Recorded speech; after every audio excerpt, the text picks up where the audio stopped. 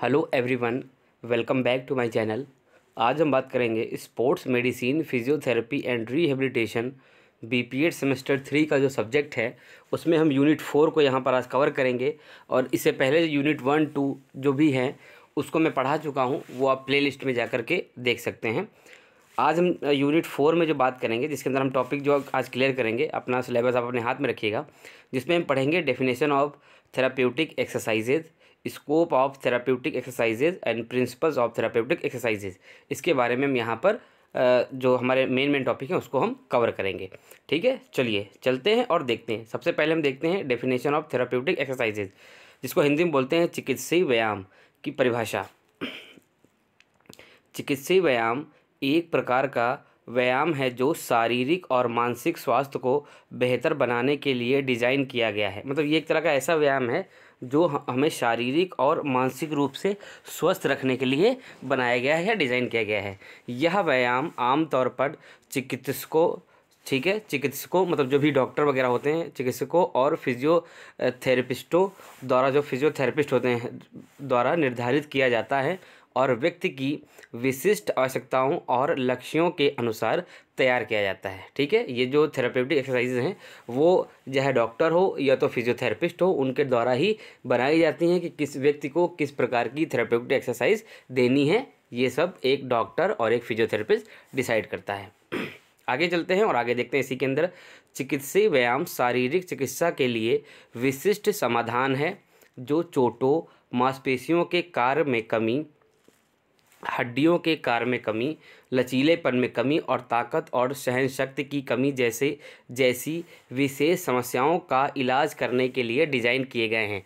कहने का तात्पर्य ये है कि अगर आपके मांसपेशी में किसी भी प्रकार की कमी होती है, बोन में किसी भी प्रकार की कमी हो जाती है, किसी खिलाड़ी के अंदर फ्लेक्सिबिलिटी कम हो गई, स्ट्रेंथ कम हो गई, सहन शक्ति कम हो गई, तो उसका इलाज करने के लिए, उसको बढ़ाने के लिए इसको क्या किया गया है, डिज़ाइन किया गया है। चूँकि चिकित्सीय व्यायाम विशेष रूप से एक निश्चित समस्या को हल करने के लिए लक्षित होते हैं, इसीलिए उन्हें अपने आप आजमाना उचित नहीं है। मतलब अपने आप नहीं कर सकते इसको। मैंने बताया ना, डॉक्टर हैं या फिजियोथेरेपिस्ट हैं, ये एक अच्छा कोच है, उस हिसाब से उसको डिज़ाइन करके आपको बताएगा कि आपको कितना कितना एक्सरसाइज करनी है। ठीक है, आगे चलते हैं, आगे देखते हैं। और यदि आपके पास कोई समस्या है जिसे आप चिकित्सीय व्यायाम में हल करना चाहते हैं तो किसी फिजियोथेरेपिस्ट से परामर्श करना सबसे अच्छा है। मतलब अगर कोई समस्या आपको है, ऐसी कोई समस्या है, ठीक है, जैसे मैंने ऊपर बताया मसल्स में कोई प्रॉब्लम है, हड्डी में कोई प्रॉब्लम है, ठीक है, और भी कोई समस्या है, तो आप फिजियोथेरेपिस्ट से मिल सकते हैं, डॉक्टर से मिल सकते हैं, उनसे सलाह ले सकते हैं। उसके बाद ही आप किसी भी प्रकार की थेरेप्यूटिक एक्सरसाइजेज कर सकते हैं। ये नहीं अपने आपने कुछ कर लिया तो इंजरी जो कम है वो ज़्यादा बढ़ गई। ठीक है, आगे चलते हैं और आपके सिलेबस के अकॉर्डिंग देखते हैं स्कोप ऑफ थेराप्यूटिक एक्सरसाइजेज। ठीक है, उसको स्कोप देखते हैं। पहला उसके अंदर पॉइंट है चोट की पुनर्वास। चिकित्सीय व्यायाम, जिसको हम थेराप्यूटिक एक्सरसाइजेज कहते हैं, चिकित्सीय व्यायाम चोट की पुनरावर्स में मदद करता है, जैसे कि मांसपेशियों में चोट, जोड़ों में चोट और हड्डियों में चोट। अगर मांसपेशी में चोट लगती है, हड्डी में चोट लगती है या कहीं जॉइंट्स में भी चोट लग जाती है, तो वहाँ पर क्या हो जाता है, उसका पुनर्वास करने के लिए, उसका रिहेबिलिटेशन करने के लिए हम थेराप्यूटिक एक्सरसाइजेज देते हैं। किसको? खिलाड़ी को या किसी व्यक्ति को। आगे चलते हैं, दूसरा पॉइंट देखते हैं बीमारी का प्रबंधन। चिकित्सीय व्यायाम बीमारी का प्रबंधन में मदद करता है, जैसे कि मधुमेह, हृदय रोग और स्ट्रोक। ये बीमारी होती हैं तो इसमें भी कहीं ना कहीं थेराप्यूटिक एक्सरसाइजेज काम करती हैं। आगे चलते हैं वृद्धावस्था का प्रबंधन। ठीक है, चिकित्सीय व्यायाम वृद्धावस्था का प्रबंध में मदद करता है, ठीक है, प्रबंधन में मदद करता है, जैसे कि मांसपेशियों में कमजोरी, जोड़ों में दर्द और संतुलन में कमी। जब ऐसी समस्याएं होती हैं वृद्धावस्था में भी, तो कहीं ना कहीं थेरेप्यूटिक एक्सरसाइज उसके अंदर काम करती हैं। आगे चलते हैं और आगे देखते हैं मानसिक स्वास्थ्य। चौथा पॉइंट जो इसके अंदर है, स्कोप ऑफ थेराप्यूटिक एक्सरसाइज के अंदर चौथा जो पॉइंट है वो है मानसिक स्वास्थ्य। चिकित्सीय व्यायाम मानसिक स्वास्थ्य में मदद करता है, जैसे कि तनाव, चिंता और अवसाद। मतलब अगर तनाव है, किसी भी प्रकार की चिंता है, तो वहाँ पर भी फिजियोथेरेपिस्ट के द्वारा थेरेप्यूटिक एक्सरसाइजेज वगैरह कराई जाती हैं, ताकि हमें जितना भी हमारा जो तनाव है या चिंता है वो दूर हो सके। पांचवा पॉइंट कहता है व्यक्तिगत स्वास्थ्य। चिकित्सीय व्यायाम व्यक्तिगत स्वास्थ्य में मदद करता है, जैसे कि वजन प्रबंधन, वेट को मैनेज करना, शारीरिक क्षमता में सुधार और आत्मविश्वास में वृद्धि, इसमें भी थेराप्यूटिक एक्सरसाइजेज मदद करती हैं। आगे चलते हैं, पुनर्वास, रिहेबिलिटेशन। चिकित्सीय व्यायाम पुनर्वास में मदद करता है, जैसे कि सर्जरी के बाद, चोट के बाद और बीमारी के बाद। मतलब चोट आपको लगी, फिर रिहेबिलिटेशन का प्रोसेस स्टार्ट होता है कि कैसे धीरे धीरे एक्सरसाइज करके हम अपनी पुरानी अवस्था में वापस आ जाएं और फिर जैसे पहले खेलते थे वैसे खेलने लगे। आगे चलते हैं और आगे देखते हैं, 7वां पॉइंट देखते हैं, स्वास्थ्य संवर्धन। चिकित्सीय व्यायाम स्वास्थ्य संवर्धन में मदद करता है, जैसे कि शारीरिक गतिविधि में वृद्धि, स्वस्थ आहार में वृद्धि और तनाव प्रबंधन में वृद्धि। अब आपके सिलेबस के अकॉर्डिंग हम देखते हैं principles of therapeutic exercises. Principles को भी देख लेते हैं हम, जो कि आपके सिलेबस में दिया हुआ है। सबसे पहला इसके अंदर जो प्रिंसिपल्स है वो है, व्यायाम खुली हवा में प्रत्येक दिन नियमित रूप से करना चाहिए। भोजन करने के बाद किसी भी प्रकार का व्यायाम नहीं करना चाहिए। कहने का मतलब ये है कि व्यायाम जो भी हम करें वो खुली हवा में करें, ठीक है।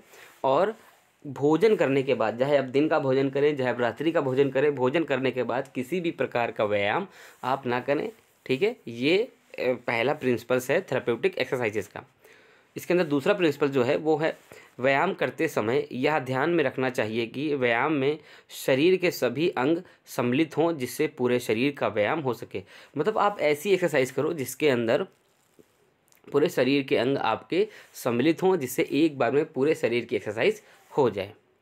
चलिए आगे चलते हैं और आगे देखते हैं। तीसरा इसके अंदर जो पॉइंट हमारा है वो है, व्यक्ति की विशिष्ट आवश्यकताओं और लक्ष्यों को ध्यान में रखते हुए व्यायाम का चयन करना चाहिए, ताकि व्यायाम से किसी भी प्रकार की हानि ना हो।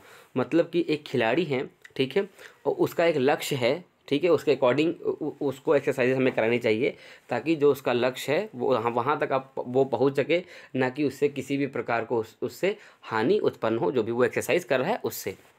आगे चलते हैं, अगला पॉइंट देखते हैं, व्यक्ति की सुरक्षा को ध्यान में रखते हुए व्यायाम का चयन करना चाहिए। अगर व्यायाम के समय सुरक्षा को ध्यान में नहीं रखा गया तो किसी न किसी प्रकार की इंजरी का सामना करना पड़ सकता है। भाई अगर कोई भी गेम खेल रहे हैं हम, कोई भी स्किल्स का हम रिप्रेजेंट कर रहे हैं, कोई भी हम प्रतियोगिता में पार्टिसिपेट कर रहे हैं, तो अपनी सुरक्षा हमें करनी चाहिए। अगर सुरक्षा हम नहीं करेंगे, खेल के नियमों का पालन नहीं करेंगे, तो कहीं ना कहीं हमें इंजरी हो सकती है।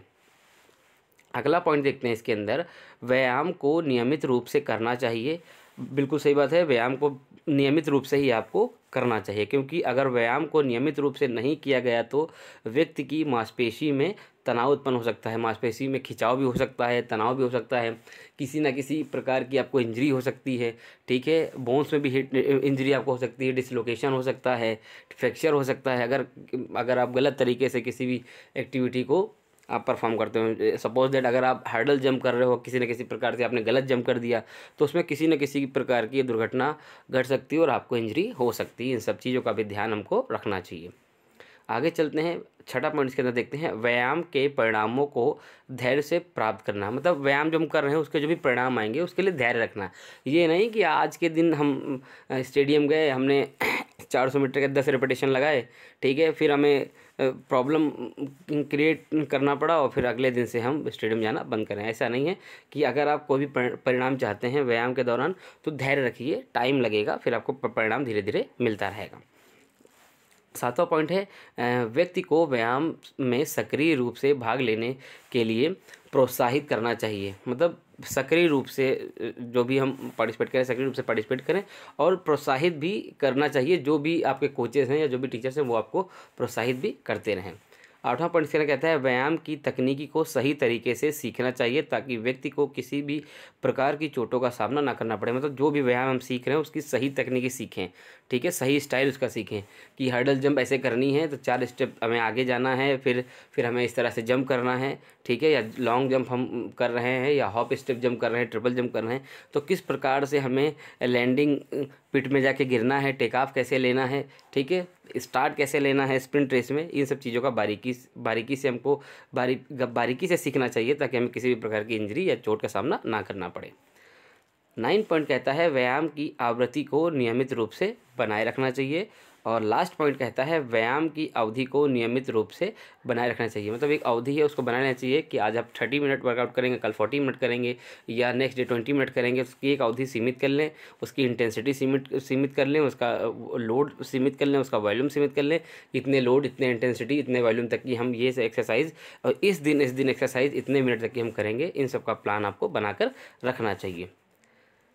तो आज हम इतने ही चीज़ें इस टॉपिक्स में हम कवर करेंगे और कल हम मिलेंगे एक नई वीडियो के साथ जो आपका 4th यूनिट में कुछ टॉपिक रह गए हैं उन पे हम आगे बात करेंगे।